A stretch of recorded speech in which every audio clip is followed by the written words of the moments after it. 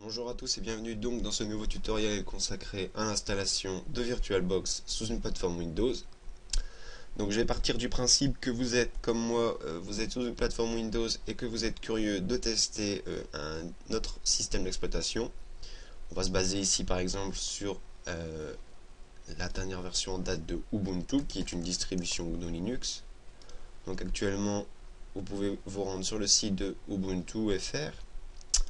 Et dans la rubrique téléchargement, vous pouvez y télécharger la toute dernière distribution qui est la 10.10, soit en 32 bits, soit en 64 bits, ou alors ici avec plus d'options, vous pouvez télécharger des versions supportées sur le long terme, et donc c'est la version 10.04.1.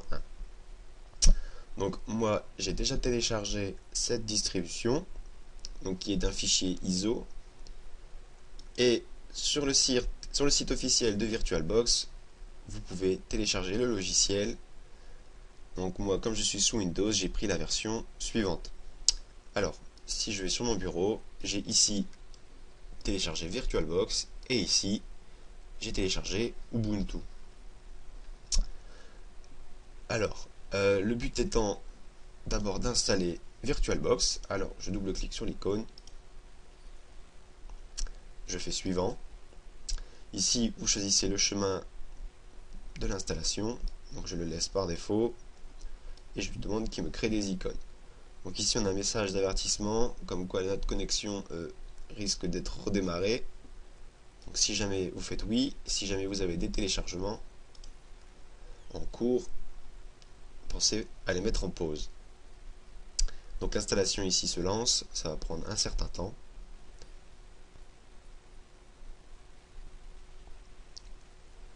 Une fois l'installation terminée, donc vous faites finish.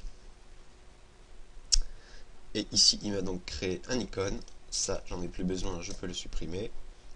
Vous arrivez donc sur l'interface de VirtualBox. Première chose que vous pouvez faire, donc ici comme nous souhaitons installer notre distribution Ubuntu, vous allez donc créer ici une nouvelle machine. Donc vous faites nouvelle. Il va vous créer un assistant assez documenté pour créer votre machine. Donc ici vous faites suivant. Vous avez la possibilité de donner un nom à votre machine. Donc nous, comme il s'agit de la version Ubuntu 10.10, donc je vais écrire Ubuntu 10. Et automatiquement ici, il est venu me compléter le système d'exploitation et sa version. Bien évidemment, vous pouvez utiliser n'importe quel nom et choisir vous-même le système d'exploitation que vous souhaitez installer et sa version. Donc ici, vous avez la liste des systèmes d'exploitation que vous pouvez installer dans une machine virtuelle. Et ici, les versions associées. Vous en avez une bonne liste. Une fois que cela est fait, vous faites suivant. Il va vous demander ici de mettre une quantité de mémoire vive à allouer à votre machine virtuelle. Donc vous avez ici la quantité totale de mémoire vive de votre machine actuelle. Donc ici on voit que j'ai plus de 6 Go de mémoire vive. Donc ce que je vais faire, c'est que je vais allouer 1 Go de mémoire vive pour ma machine virtuelle. Ce sera amplement suffisant simplement pour faire des tests. Suivant. Ici, nous sommes dans la création d'un disque dur, donc on appelle ça des disques durs virtuels. Vous avez la possibilité d'utiliser des disques durs existants, j'y reviendrai plus tard dans le cadre d'un autre tutoriel par exemple. Donc nous, ce que nous allons faire, c'est créer un nouveau disque dur. Nous allons faire suivant. Et vous avez la possibilité soit de choisir une taille fixe, soit une taille variable en fonction de l'espace disponible dans votre machine Windows. Donc moi je vais choisir une taille variable, je fais suivant, et je vais mettre par exemple ici 10 Go.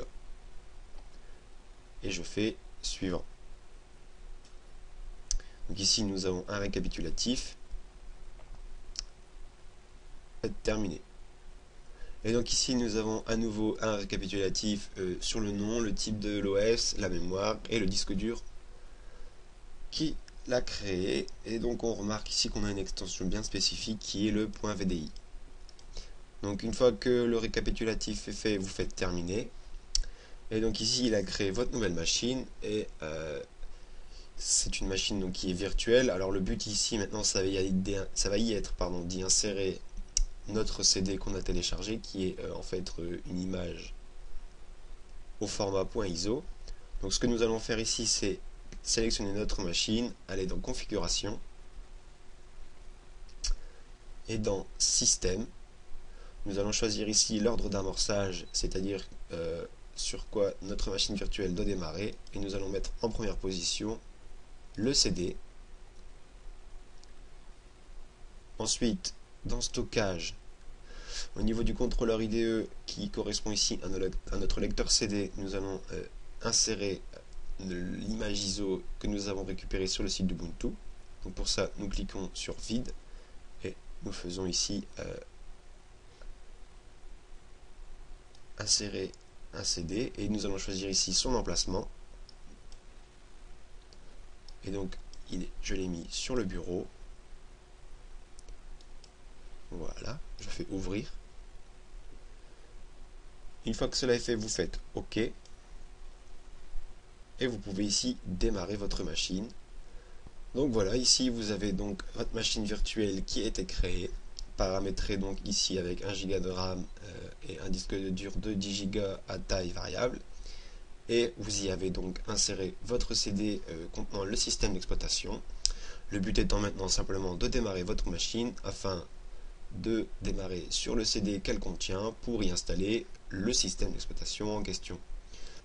Donc je vous détaillerai l'installation de cette distribution dans le cadre d'un autre tutoriel. Donc j'espère que ce tutoriel vous aura plu. Si vous avez des questions ou des remarques, n'hésitez pas à les poster dans le formulaire de contact. Et je vous dis à la prochaine pour de nouveaux tutoriels.